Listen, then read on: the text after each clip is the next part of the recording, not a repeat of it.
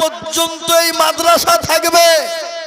আর এই মাদ্রাসাতে যতদিন কোরআন চলবে, কোরআনের তালিম হবে, কোরআন জারি চলবে, ততদিন আপনার এক একটা জের, এক একটা জাবার, এক একটা পেশ, এক একটা অক্ষরের বদলায় একটা করে নেকি আল্লাহ আপনার আমল নামায় দিয়ে দেবে।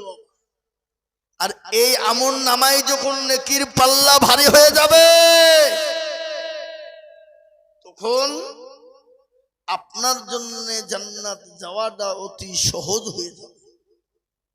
কি হয়ে যাবে? জান্নাত যাওয়াটা কি হয়ে যাবে? সহজ। আর যদি বাবুজি আমল নামাটা বাম হাতে পড়ে যায়, তাহলে বাবুজি কবরেও বড় কষ্টকর এবং পরকালেও কি করে বলো কষ্টকর। পরকালটা এত বড় ভয়ঙ্কর, সেই দিন এত কঠিন দিন হবে আল্লাহ, সেই দিন প্রতিটি মানুষ উলঙ্গ হয়ে উঠবে আর বলবে আমার কি হবে, আমার কি হবে। হযরতে মায়েশা রাদিয়াল্লাহু তাআলা আনহা বলছেন, ইয়া রাসূলুল্লাহ, আল্লাহর হাবিব, প্রতিটি মানুষ কি কাল কিয়ামতের দিনে উলঙ্গ হয়ে উঠবে গো নবী? রাসূল বললেন, আয়েশা, কাল কিয়ামতের দিনে প্রতিটি মানুষ উলঙ্গ হয়ে উঠবে রে আয়েশা। আয়েশা রাদিয়াল্লাহু তাআলা আনহা বলেন, রাসূল, সেই দিন তো প্রতিটি মানুষ উলঙ্গ হয়ে উঠবে, কিন্তু নবী গো, আমরা আপনার বিবি আমরাও পর্যন্ত উলঙ্গ হয়ে উঠবো গো নবী। আল্লাহ রাসূল বলেন, আয়েশা, সেই দিনটা এত বড় কঠিন ভয়ঙ্কর হবে রে আয়েশা, যেই দিন কেউ কাউরের দিকে তাকিয়ে দেখবে না, সেই দিন কেউ কাউরের প্রাণে চেয়ে দেখবে না। ও আয়েশা, সেদিন তোমরাও পর্যন্ত উলঙ্গ হয়ে উঠবে। আল্লাহ নবী বললেন, আল্লাহ নবীর বিবি আয়েশা বললেন, ইয়া রাসূলুল্লাহ, আমরা তো সেদিন বড় লজ্জিত হয়ে যাব গো নবী, সেই দিন বড় লজ্জিত হয়ে যাব। আল্লাহ রাসূল বলছে, কোনো লজ্জিতর ব্যাপার নাই, সেই দিন কেউ কাউরের দিকে চেয়ে দেখবেন রে আয়েশা। ও আয়েশা, যার আমলটা ভালো হবে তার জন্য পরকালটা ভালো হয়ে যাবে, আর আমল যদি কাদনা কাজটা খারাপ হয়ে যায় তার জন্য পরকালটা বড় খারাপ হয়ে যাবে রে আয়েশা। তাই আমি বলবো মুসলমান, আমি আপনাদেরকে বলবো, বাবারে, দুনিয়ার জমিনে যেই হন, যেমন হন, যাই হন না কেন, আমরা ইনশাল্লাহ যতদিন জীবনে বেঁচে আছি ইনশাল্লাহ নামাজ ছেড়ে দেব না। আমরা 5 ওয়াক্ত নামাজ যেরকম ভাবে আদায় করব। আজ কেন আমরা নামাজ পড়বো না বাবা শুনলেন? সাহাবায়ে কেরামদের বাড়িতে কাপড় ছিল না, পোশাক ছিল না, কিন্তু তাদের জীবনেও কোনোদিন নামাজ কাজা ছিল না। আল্লাহ নবীর একজন সাহাবা হযরত আব্দুল্লাহ আনসারী রাদিয়াল্লাহু তাআলা আনহু, তিনি অতি গরীব রে বাবা, এত গরীব, এত গরীব, কিন্তু কোনোদিন নামাজ তার কাজা ছিল না। আল্লাহ নবীর সাহাবা হযরত বিলালের আজান শুনে মসজিদে নববীতে প্রতিদিন মসজিদে নামাজ পড়ার জন্য তিনি আসতেন বাবা। প্রতিদিন জামাতে নামাজ পড়ে মসজিদ থেকে বেরিয়ে যেতেন। সাহাবারা বলেন, নবী গো, আপনার সাহাবা মুখ সাহাবা আব্দুল্লাহ আনসারী প্রতিদিন মসজিদ থেকে বেরিয়ে যায়, ওগো নবী, আপনার কোরআনের বাজমাতে বসে না। আল্লাহ নবী কিছুই বললেন না। দ্বিতীয়বার বলেন নবী, দ্বিতীয়বারও কিছুই বললেন না। তৃতীয়বার বললেন, ইয়া রাসূলুল্লাহ, আপনার সাহাবা আব্দুল্লাহ সে তো কোরআনের বাজমাতে বসে না গো হাবিব। রাসূল বললেন, ও সাহাবারা শোনো, এবার যখন আব্দুল্লাহ ফজর নামাজে আসবে তাকে বলবা রাসূল বসতে বলেছে, সে বসে যাবে রে বাবা। সঙ্গে সঙ্গে সমস্ত সাহাবারা ফজরের আজান শুনে মসজিদে নববীর দিকে রওনা দিয়ে দিলেন। আজান দিলেন কে? হযরত বিলাল। বিলালের ঘটনা আপনারা সকলেই শুনেছেন, সকলেই জানেন। হযরত বিলাল এত কষ্ট পেয়েছিল, এত কষ্ট করেছিল। আবু জেহেল আবু লাহাব তারা একে তাকে এত কষ্ট দিয়েছিল। বা মরুভূমির প্রান্তে হযরত বিলালকে এত কষ্ট দেওয়া হয়েছিল। খালি হযরত বিলালকে ওই মরুভূমির প্রান্তেও না, আর একটা ঘটনা আমি আপনাদেরকে শুনিয়ে দিই বাবা। হযরত বিলাল উবাই ইবনে খলবের বাড়িতে আপনার কর্মচারী ছিল। হযরত বিলালের একদিন জ্বর এসেছে বাবা, জ্বর বুখার। হযরত বিলাল তার মালিক উবাই ইবনে খলব ডাক দিয়ে বলে, ও বিলাল অমুক কাজ না করো। তিনি বললেন, মালিক আমাকে কোনো সময় একটু আপনি অপেক্ষা করে আমাকে আপনি রেস্ট দিন, আমি আপনার সমস্ত কাজ করে দেব। উবাই ইবনে খলব বিলালকে এমন মার মেরেছিল, এত মার মেরেছিল, তার সমস্ত মাথার চুল গলা টেনে টেনে টেনে টেনে টেনে টেনে ছিঁড়ে দিয়েছিল বাবা। উবাই ইবনে খলব আল্লাহর নবীর সাহাবা বিলালকে বাড়ি থেকে যখন বের করে দিল, রাস্তার মিডলে তিনি একাই বসে কান্না করছেন, কেউ জিজ্ঞাসা করে না। হযরত বিলালের শরীরে এত জ্বর রে বাবা, এত জ্বর। হযরত বিলালকে বের করে দিল, খোদার তো শরীর 3 দিন না খাওয়া, আপনার উস্কো খুস্কো শরীর নিয়ে হযরত বিলাল রাস্তার মাঝখানে বসা। কত মানুষ আছে, কত মানুষ দেখে চলে যায়, কেউ খবর নাই না, কেউ কিন্তু বিলালকে জিজ্ঞাসা করে না, কেউ কিন্তু কোনো কথাই বলে না। আপনার জিজ্ঞাসা কেউ কেউ করে চলে যায়, কিন্তু কেউ তোর কষ্টটা বুঝে না। কিন্তু জনাবে মুহাম্মদুর রাসূলুল্লাহ প্যারা নবী, দয়ার নবী, রহমাতুল লিল আলামিন। আল্লাহ শাহজাহানের ছেলে আজাদ 2000 মারা গেছে। ছেলে কে মারা গেছে? আল্লাহ নাজাদ মারা গেছে। তার নামে 2000 টাকার দাতা, 1500 টাকা বাকি, আর 500 টাকা নগদ। আল্লাহু আমিন। ঘটনা বলে হযরত বিলালকে কেউ কিন্তু ডাকে না, কেউ কিন্তু কথা বলে না, কেউ তার দিকে লক্ষ্য করে না রে বাবা। ইতিমধ্যে আল্লাহ নবী তিনি রাস্তা দিয়ে চলে যাচ্ছেন, যেতে গিয়ে নবী আর পা বাড়াইতে পারলেন না। সঙ্গে সঙ্গে বিলালের কাছে গেলেন, কিন্তু রসুলকে বিলাল কিন্তু কোনোদিন দেখে না, বিলালকে কোনো নবীকে কোনোদিন বিলাল জানে না। ইনি হলেন রসুল, কিন্তু বিলাল জানে না। সঙ্গে সঙ্গে আল্লাহর নবী গেলেন, গিয়ে বললো, আচ্ছা তোমার নাম কি, কোথায় তোমার বাড়ি বলো, কোথা থেকে এসেছো, এ হাল কেন তোমার বলো। সঙ্গে সঙ্গে বিলাল বলে, কে গো পথিক, কত মানুষ রাস্তা দিয়ে চলে গেল, কত মানুষ চলে এলো, আমার কেউ কোনো রকম ভাবে কেউ খোঁজ নিল না, আমাকে কেউ জিজ্ঞাসা করলো না। কে গো মানুষ, তুমি কোথা থেকে এসেছো? সঙ্গে সঙ্গে বিলাল বলল, কে পথিক জানি না, কিন্তু আমার নাম হলো বিলাল, আমি উবাই ইবনে খলবের বাড়িতে কাজ করছিলাম, আমার শরীরে প্রচন্ড জ্বর, প্রচন্ড ব্যথা, উঠতে পারি না, আমাকে সে আমার মালিক কিন্তু ছুটি দেয় না, আমি একটু শুয়েছিলাম, সেই কারণে আমাকে মারার পরে আমার মাথার চুলগুলা টেনে টেনে টেনে ছিঁড়ে ছিঁড়ে দিয়েছিল। হযরত বিলাল নবীকে চিনতে পারে না। আল্লাহ নবী তিনি বললেন, ও বাবা তুমি বসো বাছা, আমাকে একটু আসতে দাও। সঙ্গে সঙ্গে তিনি দৌড়ন দিলেন বাড়ি থেকে। বাড়িতে যাওয়ার পর আয়েশাকে বললেন, আয়েশা রে, এমন তোমার বাড়িতে কিছু খাবার আছে রে আয়েশা, ও আয়েশা কিছু খাবার দাও, আজ আমি এমন একটা দৃশ্য দেখতে পেয়েছি, এই দৃশ্য দেখে আমি নবী আর পা তুলতে পারি না।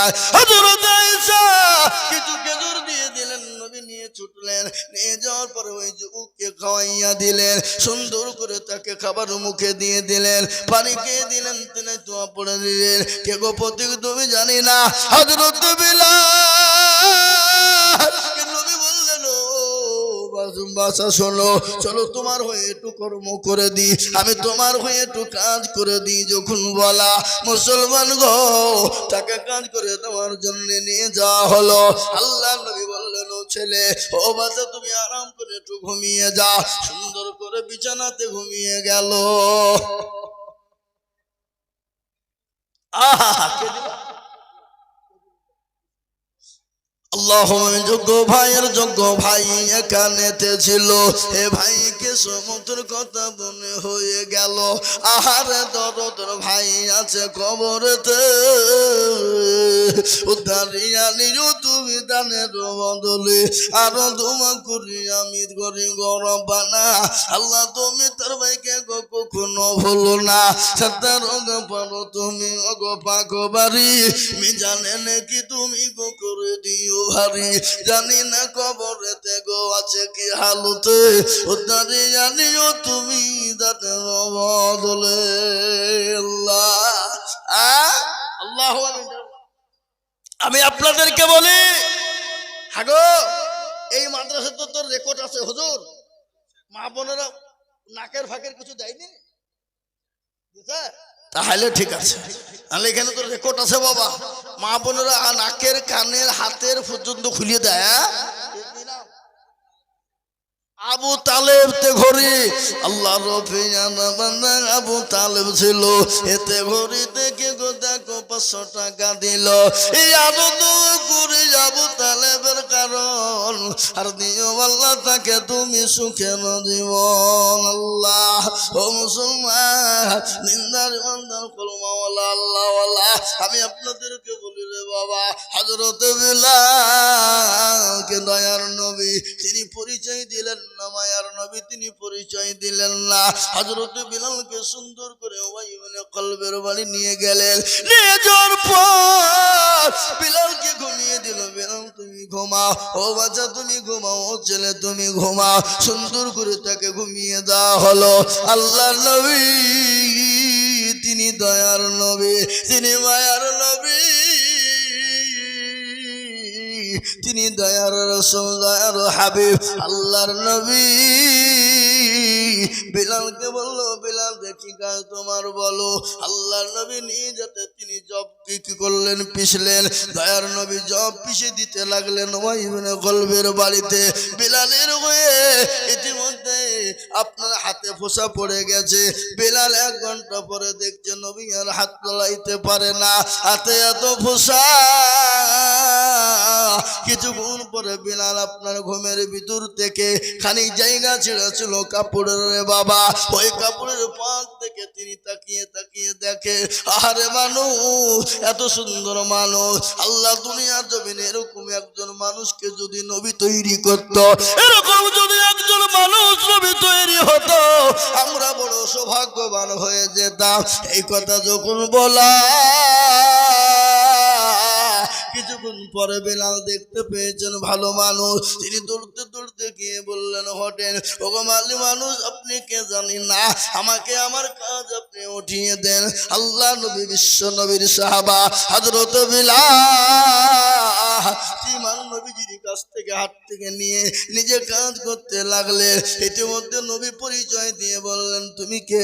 বলে আমি অমুক। বলে আপনি কে? বলে আমি। তুমি জানো আমাকে যে মক্কার জমিনে আমাকে যারা দেখতে পারে না, আমি আল্লাহ রাসূল মুহাম্মাদুর রাসূলুল্লাহ সাল্লাল্লাহু আলাইহি ওয়াসাল্লাম। হযরত বিলাল নবীর বাত কেন ধরে বলেন, নবী গো আমি আপনাকে কোনোদিন দেখি নাই গো নবী।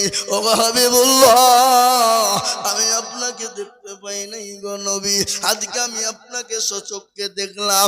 আজকে আমি আপনার কলমা পড়ার জন্য, আমি আপনাকে মহব্বত করার জন্য, আপনাকে ভালোবাসার জন্য ও হাবিবুল্লাহ আমাকে কত না কষ্ট সহ্য করতে হয়েছে, আমাকে কত না মার খেতে হয়েছে, আমাকে উবাই ইবনে খল আমার মালিক আমার উপর অত্যাচার করেছে, আমার উপর চাবুক চালিয়েছে। খালি চাবুকই না,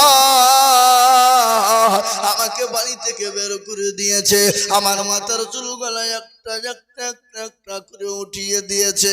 ও হাবিবুল্লাহ ইয়া রাসূলুল্লাহ আপনি আমাকে পড়িয়ে নিন কালেমা লা ইলাহা ইল্লাল্লাহু মুহাম্মাদুর রাসূলুল্লাহ রাসূলুল্লাহ সাল্লাল্লাহু আলাইহি ওয়াসাল্লাম হযরত বিলাল কলমা পড়ে মুসলমান হয়ে গেল।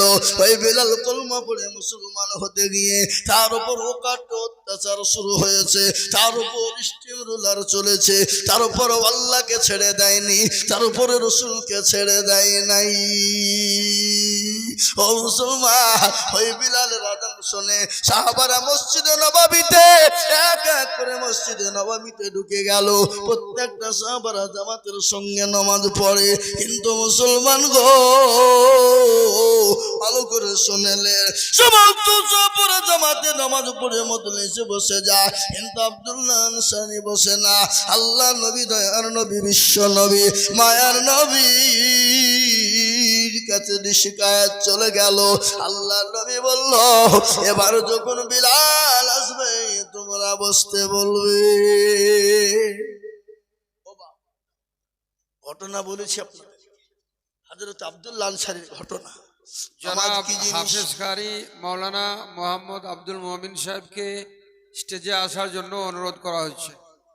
মুসলমান দরুদি, তাই আমি আপনাদেরকে বলবো, দরুদি যার কাছে যা আছে ইনশাআল্লাহ তাড়াতাড়ি করে বলি।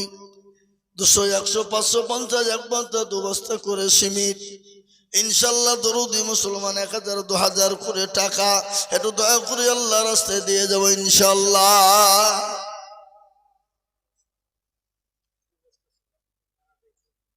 কোথায় বাড়ি?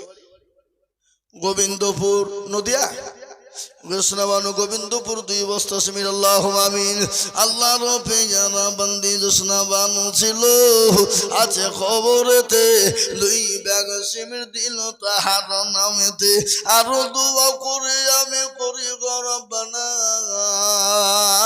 আল্লাহ তুমি তাকে তুমি কখনো ভুলো না। আল্লাহুম্মা আমিন। আরো দোয়া করে আমি তাহার জন্নেতে শান্তি সুখ দিও তুমি দুনো জাহানেতে। নবীর আলী, কোথায় বাড়ি? নবীর আলী, অমরপুর। নবীর আলী দেখো মাওলা কোথায় বসেছিল, 1000 টাকা নবীর আলী দিয়ে গেল। আরো দোয়া করি নবীর আলীর কারণ, আল্লাহ দিও দিও তুমি সুখে নদীব।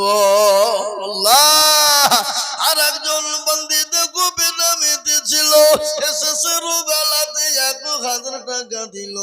আরো দোয়া করি আমি করিব রব্বানা, আল্লাহ তুমি তার দানকে কখনো ভুলো না। তার গাফর তুমি ভোগ ভাগবারি, মেজানেন